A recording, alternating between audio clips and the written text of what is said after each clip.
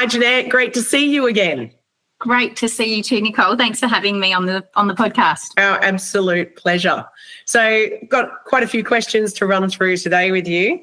First one, I'd love to know a little bit more about your background and what actually made you set up a recruitment marketing agency. Yeah, great question.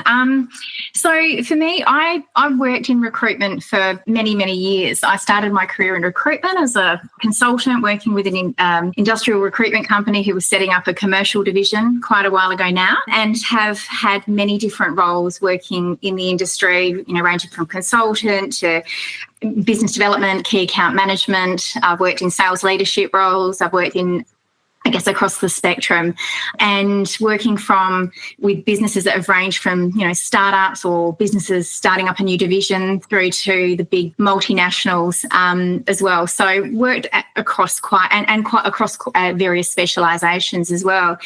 I left the industry after many years in it because my passion was always really marketing. So I loved marketing. I'd studied marketing. So I left the industry and ended up working in, brand management roles for bigger brands, managing brands like Oz Lotto in South Australia and for the Lotteries Commission and Sky City Casino. And then I ended up moving to Melbourne ultimately, and it was around that time, or not long after that time, that I was looking to get back into a place of employment after a little break having my children. And there was a a very progressive technology recruitment business that were recruiting their first marketing manager, and I got that role, and during that time with them as their marketing manager, we did some great things. We were, we were perhaps doing things a little ahead of what other agencies were doing at that time, and we were getting recognised by way of awards, etc. I was working with a really great team, loved working there, and was finding that during that time I was being tapped on the shoulder by some competitors saying, hey, would you be interested in consulting with us? To which I'd always reply, thanks, but no thanks, because I was really happy there. So I was with them for about 3 years, and then sort of decided it was maybe time for me to move on, and wasn't quite sure what my next step would be, but I did some CMO consulting to other agencies who were had projects on, and it kind of struck me one morning, very early in the morning. I was lying in bed, wide awake, solving the problems of the world in my head, and I was thinking about how I thought that there's this problem that the recruitment industry need to solve, which is these small to mid-sized agencies, which includes startups as well, often are needing, recognise they need marketing, in their business, or they need dedicated marketing support in their business or leadership in their business, but don't necessarily have big budgets to employ someone in a full-time capacity or employ a team. And so therein lies the dilemma, do I hire a junior and just have someone who can, just keep socials moving and visible and hope they're doing a good job, or do I hire a strategist and someone who has that visionary expertise, and then get someone in the office to do that for us, to execute the plan? And I guess for a lot of these businesses who don't have big budgets, that dilemma is a real one. And so here in Glad Your Virtual CMO, I created it as a business and as an on-demand marketing for startups and SMEs in the recruitment and search space. And I started off with a couple clients who actually were people that I'd worked with previously, who had asked me if I'd do some consulting with them. So they were my very first clients. And 6 years later, we're still going, and it hasn't sort of slowed down in that time. So I feel very fortunate to have been able to start it at a time that was pre-COVID, where the term virtual wasn't used as commonly, and to still be around today where virtual, remote services are far more commonplace. So it's been a great journey and still going. Awesome journey. And my next question is around, what sort of businesses do you work for, or what do you look for in a client, a recruitment agency client, or an exec search agency? Yep. I work exclusively with startups and small to mid-sized businesses in the search and recruitment space. So that's been right across every sort of niche market specialisations, or broadly across all of those. I've worked with generalist agencies. I've worked with those that are search specialists, construction, recruitment, accounting, finance, creative industries. I'm trying to think of some of the others that I've worked with. Technology, of course, lots of technology. And then sort of more sort of generalist admin support. So legal and legal as well. So quite diverse in the types of organisations I've worked with. Predominantly, they're either startups, businesses who are getting ready to launch and need branding, website. They need, their whole marketing strategy, the social presence, etc. They're businesses who are, might be small and expanding, ready to, maybe just one or two people when they're ready to grow, and need some support and guidance along the way. And then there's ones who are slightly more established, maybe 20 to 30 people who are ready to go the next mile and really sort of go big in the market as well, whether it's, expanding geographically interstate or overseas, diversifying into new specialisations, and all of which often, I'd say that almost every every client I've worked with, their website is key to that. So, kind of ranges right across the spectrum, across a spectrum of recruitment, I'd say. Yeah, awesome. And then the clients or the prospects that come to you seeking recruitment marketing assistance, what have been their challenges with marketing up until then? Yeah, look, I think for a lot of them, they have smaller budgets. So they're in this dilemma of needing both strategy and execution, and being able to choose between the two is the hard thing, right? So for them, it's having someone who not only understands their industry, the recruitment industry, and the nuances of the industry, the challenges, with candidates, clients, prospective employees, etc., but someone who can deliver on both, helping them build a strategy and then executing that strategy, and I guess remaining relevant to their audience ongoing. So that's probably, I'd say, the biggest challenge. And as you would fully appreciate, Nicole, a lot of these recruitment industry or business owners, they're time poor. They are so busy in their business that they need the expertise of specialists to be able to deliver on their marketing execution and advising them on, so they can focus on what they do best. I couldn't agree more. And the amount of money that I see wasted in this industry is ridiculous. Yeah. And a lot of people don't understand recruitment, and it is very niche. So that's definitely my tip, is use experts to do what experts do. Marketers know marketing, and that's great, but you're going to miss a lot of opportunities if your marketers don't understand or get the intricacies of the recruitment and staffing industry. There's multiple audiences you need to attract, which is quite different to normal marketing. It's and look, it's and it's unique for every agency too. It's and that's part of it is and I think that's one thing that's obvious to me working with diverse group of clients, is that it's not just one broad brush stroke. Understanding the nuances for them specifically and for their clients specifically, the pain points, the opportunities is key to creating messaging, translating that into website copy, to marketing content, collateral, etc., and having that consistency across every touch point. I love it. It's fun. Yeah, it is. From your perspective, how has recruitment marketing changed over the years?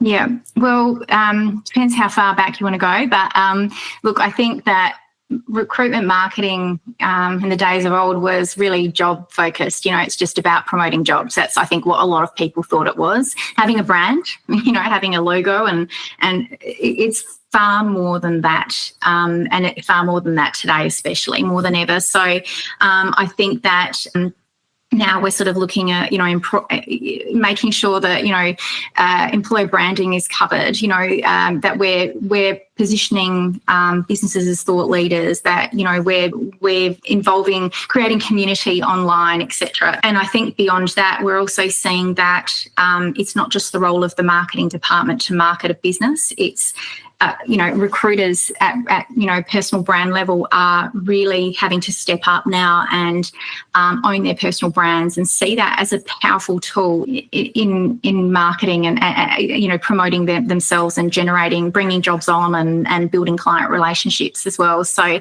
that, and then I guess obviously the really obvious one is AI and automation. I mean, that's the one that slapped everyone in the face, I think, particularly in recent years.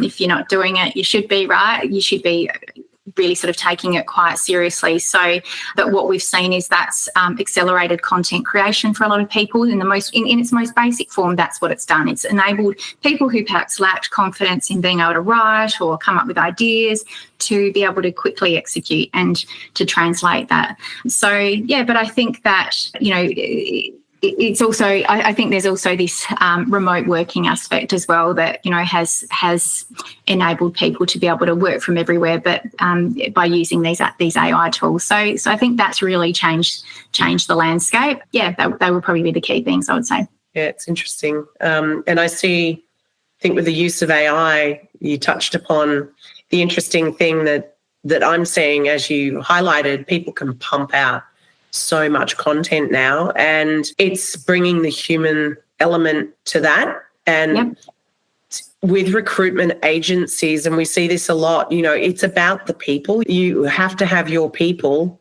front and center driving your brand, because we're in a human industry. So we need to try to keep it as human as possible. Absolutely. More than ever, actually, I think, because I actually did a post about this, I think, was it this week, just on, content becoming homogenous. If you don't have this, it's great to use AI, but you've still got to have that element of personalisation and making sure that you are using it, but then making sure your brand messaging is really true to your brand and to yourself, I guess. And that's where there is that's where the art of being human comes into play as well. We don't want to feel like we're just talking to robots. AI is really helping us in so many ways, but we need to make sure that there is that human element. So what are your top tips for humanizing AI? Look, I think that understanding who your audience is probably key, right? You've got to start with, you can punch anything into a chat GPT or like and pump out content, but really starting with understanding your brand, who you are, who you're talking to, who's your core audience, what your unique selling proposition is, how you are differentiated in the marketplace from your competitors, because that's increasingly becoming a challenge, right? So with everything sounding a little bit same, to be honest. So having that ability to break it down and go, who are we talking to, and making sure that you always stay true to that, and then constantly reviewing that as well, constantly sort of reflecting as a team, saying, right, who is our core audience? Are we where they are in the marketplace? Are we meeting them where they are? Are we communicating direct messages to them that actually resonate with them? And I think that's where, use AI by all means, but make sure it's got that personal insight that's relevant for you and your audience. Yeah, couldn't agree more. So that leads perfectly into how do you help your clients differentiate themselves from others, where we know recruitment, it is very similar. Like, you're a construction recruitment, you're a tech recruiter. How do you advise or help clients differentiate themselves in such a competitive market? Yeah, look, that's an excellent question, because I think that every agency believes they're different, and every agency believes that they're better than the others. So, within reason. I'm not saying everyone doesn't recognise that, their competitors have strengths, so, that they're competing against. But I think it's really important for those organisations to define the compelling reason why they are the agency of choice, and to really define that, and then define what their unique selling proposition is, and what truly sets them apart. And then, I guess, trying not to say we're going to be everything for everyone. What is it? Drill down. Don't be afraid to say we do this. This is our niche. This is our market. This is what we know. This is the space we play in, our sweet spot. And then building your messaging around that. So I think once you sort of defined that and sort of set that strategy, being able to create content of value that actually then serves as lead magnets and pulls those people into your, I guess, pipeline, so to speak, and whether it's, checklists or downloadable resources that you've got on your website. So, you're always drawing people into, I guess, your source of truth, getting people to validate who you are online and being able to, show those points of difference by adding value to your market. Does that make sense? Yeah, no, I love that. That makes total sense. Yeah. I think probably the one thing I'm often saying to businesses is, stay in your lane, and I do this myself, stop chasing trends and competitors, understand who you are and what makes you unique, and focus on that, and focus on your clients, focus on becoming obsessed with your clients and customers and your target audience, so that all your messaging is centered on that. Love that. Okay, so AI and innovation in recruitment marketing. Where do you personally, as an expert recruitment marketer, see AI having the biggest impact, or what are you going to use it for? What are you using it for? Yeah, look, I think the obvious one is content generation. It's really changed the landscape for not only marketers, but for recruiters as well. And let's face it, these days, recruiters need to have their marketing hat on as well. So it's increasingly becoming the case, that they have to be focused on their own personal branding and how they're, especially those who are sitting in a 360 or a BD seat. It's super important. But even from a resourcing or candidate perspective, there's that, outreach to candidates. So content generation enables them to, come up with ideas, turn their words that they might be doubting into something that sounds a little more polished, or, so all of that. So I think, and I think to that end, it helps agencies to maintain a consistent brand voice across every touch point as well. So there's that. I think automated engagement. So that personalised messaging is another one. So and an important one at that, because as content can become more homogenous, as more people are using it, the personalisation is going to be key. I don't know about you, but I sort of seem to skim past anything that looks like it's been AI written, and so it's something that you do need to work on. You need to use it, but not rely on it wholly and solely. And probably one of the most important one is going to be, I think, data-driven insight. So being able to generate, make smarter decisions based on the analytics that you're seeing from, whether it's your website or your socials or whatever activity you're doing, particularly in the online world. I think it will. So I'd say they're probably my top three at the moment. Okay, that's good. Are there any specific tools or technologies that you personally think are game changers in the space? Look, the obvious one that everyone's using is ChatGPT. So there's lots of versions of that, and they're constantly evolving as well. So I think that's widely used for content creation and ideation, etc. I think CRM platforms are getting more and more intelligent, and email marketing platforms also getting more and more intelligent.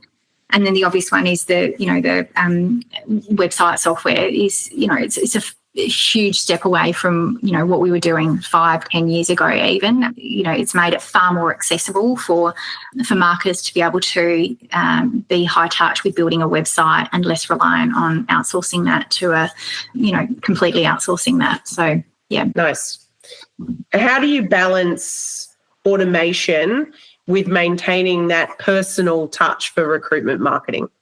Yeah, I think it's easy to rely on automation. I think, and it will become easier to rely on automation. But if we do, I think we run the risk of sounding homogenous in all our content. So I think what we have to do is make sure that, as I said, I think earlier, defining our brand messaging at the outset, and then I guess incorporating that from a personal perspective. So I've got a couple clients who do this really, really well, where they, are really they're really clear on what their brand promise is. They're really clear on what they, how they're differentiated in the market, what they offer their market. And then that is translated out through all of their messaging, multiply that out by however many staff they have who are mostly posting that messaging in their own unique way. Sure, they're probably using AI to help them refine their messaging, but the AI is helping them to have confidence to write, but their message is refined by their personal input. So I would suggest making sure that is key to all your messaging. Try not to empower your staff to use AI, but then just let them sound, very robotic in their messaging, or formulaic in their messages that they're putting out there, or the content that they're writing. I think that we're increasingly going to become attuned to picking up when something is just written by AI. So it's really important to have that human touch. And I think that any marketer in your business should be helping staff with that as well, because it's we're often finding that we need to help staff get their voice out there because of the lack of confidence, or that voice in your head that goes to who wants to hear what I'm saying. So there's a lot of work that we do in the background to get recruiters to share their voice, but then the newfound confidence that comes with AI also requires you to go, okay, let's tone that down and make sure it sounds like you, or it's relevant, or it's not just a content for the sake of content. So always going back to what you offer and who you're talking to. Love it. So for you, like thinking forwards, what trends do you think are going to shape recruitment and marketing the next sort of 2 to 4 years? I mean, saying any longer than 4 years is probably like, who knows, but what do you see? What trends? Oh, look, and that's the thing, right? It's crystal ball stuff sometimes, because if you reflect on the last 5 years, we were talking about AI and machine learning 5 years ago, but I don't think that everyone had a true grasp on what that would truly mean for us. So I think that, what I think, and who knows, maybe we should catch up in 5 years and see. AI-driven workflows, I think, will become standard, which allows the recruiters to focus on those high-value tasks and not worry about the sometimes administrative, time-consuming components of their role that they don't need to worry about. So I think it'll help them to repurpose their time in a way that's more meaningful and has greater outputs. I think the candidate experience will evolve, better screening tools and engagement tools. We've definitely seen that over the years already, but I imagine that's only going to amplify further. Look, I think, and I've probably touched on this, I think just authenticity will matter more than ever, because marketing runs the risk of looking generic for a lot of brands operating in the same space. So that's where that personalisation and authenticity is going to I think be more important than ever.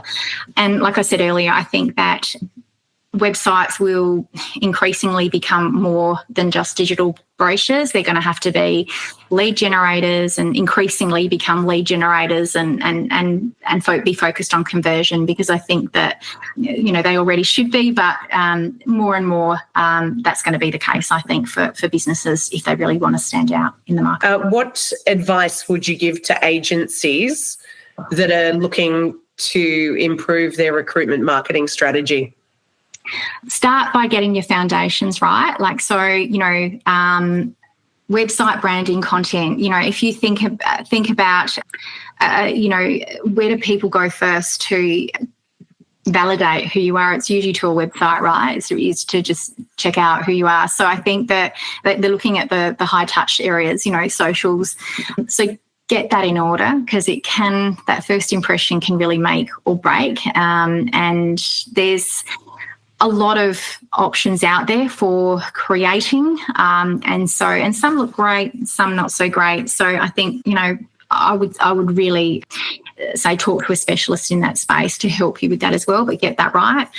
Focus on building a high performing website. I think that acts as that conversion tool. I think that we really need people to be able to land on your website and say, right, what is it that you do? What's in it for the visitor to that site, or the target audience that you are trying to attract, and where do you want them to go next in terms of navigating through that site? So I think that I think that people's attention, there's so many of us competing for people's attention span, right? So we need to stand out and make our our marketing efforts work for us. And as I mentioned earlier, I think be customer obsessed, not competitor obsessed. I think there's a lot of people doing great things and there's a lot of shiny new objects out there, and it's easy to get distracted. It's easy to get taken away with, the latest and greatest thing, and we should be doing this because competitor X is doing that. Yep, they might be, and it might be working great for them, or it might not, or it might be that because they're on a different trajectory than you are right now in terms of what they're trying to achieve. So I think that look at everything in isolation, always come back to the customer and come back to what you're trying to achieve as a business and the customers that you are trying to focus on to get there. So, and I think in terms of talent attraction, it kind of goes both ways for recruitment agencies. They're trying to attract active and passive candidates out in the marketplace for their clients, but they're also trying to attract great people for their organisation too. So make sure you've got a great careers page on your website that's truly reflective of who you are as well. So again, that source of truth. I love that point because, and it goes back to what we were talking about earlier, recruitment websites are actually very complex, and the way that you talk to the visitors is very complex because you've got multiple audiences, as we said. You're trying to attract employers, you want them finding you online, landing on the right page on the website, and then converting into an inquiry about you finding them talent. But then you've also got job seekers and they're looking for jobs. So you've got to create a silo for them. And then exactly what you just said, then you're trying to recruit internally as well for your own company and your employer brand. So you've got three audiences you're trying to work with, and they're all very different. Yeah. And the terminology you need to use is very different. So, and if you get that part right, that can be an amazing strategy for success and setting up that solid foundation. I've actually got a really good story related to that, actually. So I was working as a marketing manager for a business and a recruitment business, and I had one of their, senior sort of staff, one of the senior staff called me over and he said, "Oh, Jeanette, I just want to let you know I've just won a client that I've been trying to win for a long period of time because of the way, because they want to build a team that is like ours, from what they're seeing online, what they're seeing on our website, what they're seeing on our socials. They have decided to use us because of the way we show up online." So for me, that was probably one of the best compliments I've ever had, because I thought, okay, we've empowered these staff to use their own, brand voice out in the marketplace. We've guided them and helped them, but they've been the ultimate ones doing it. So we've collectively, as a team, we have marketed this business, showcasing who we are as an employer, but that has in turn driven leads into our business as well as as a client. So I think that's a great case study as to how people are watching and they're observing you, and they're observing how you live your values, and you work as an organisation as an example of what you can do for them as a recruiter. All interesting points, and love those tips, Jeanette. The one thing I was thinking is around, in the past, I'd have recruitment agencies saying to me, "Oh, we're not putting our people on our website." They'll get and it's like, the people are your business. Like, your business are the humans that work within it. So you need to start empowering them to promote the brand, but also you need them on your website in different ways. Yeah. How do you get buy-in? Because a lot of people are quite scared and shy about themselves out there as a brand ambassador. How do you get buy-in from them? Yeah, and you are 100% right. There are some recruiters in an organisation who are happy to be on full display and love it, and there are quite a few who aren't. Quite a few who are, it's that whole thing in your head. Who's going to want to hear what I've got to say? What if it doesn't come out right? I'm not very, I don't like being on camera. I don't like having my photo tag, all of that. So I think that what I often run training sessions for the clients that I work with on a retainer basis. So, the people that I'm working with, just to coach them and guide them in helping them understand the value of this. So making sure they understand how it will benefit them and being able to, involve them in marketing that helps them to convey their message, whether it's to their unique audience or to the company's audience, and positions them as an authority in their space. So I'm often sending them examples of people out there who are doing really well, because there are quite a few who do it really well as well. And so I think the best businesses I've worked with, it starts with the leaders. So it starts with if the owner of the business is on board with marketing and personal branding and making sure that they're giving their staff all the support and resources and training and coaching tools to be able to market themselves, they're the ones who do really well out there. And so I'm always really excited when I start to work with a client like that, because I just know that they're going to adopt and run with the strategies that I'm giving them and the tactics that I'm giving them and the collateral I'm producing for them as well. I think it's sometimes harder if the leaders or leaders aren't on board with it so much. So I have had that conversation about showcasing staff on websites as well, and particularly those who are great agencies where we don't want people poaching our staff. The reality is you can easily find people online now. Go to LinkedIn. You can download everyone who's working for a company on LinkedIn.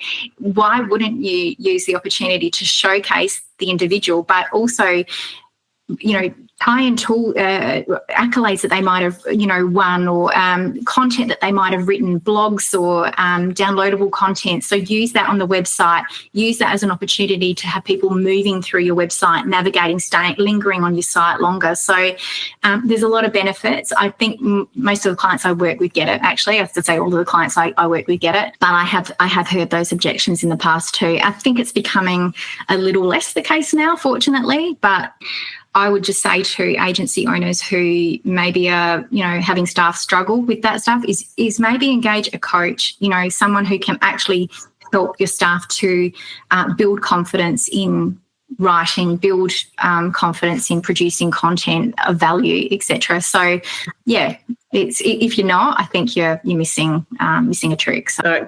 Good points. And then the other thing I found is quite interesting. There's no denying we're in quite a transient industry. Like a lot of people, like one month they're here, the next minute they've moved to another agency. That's true.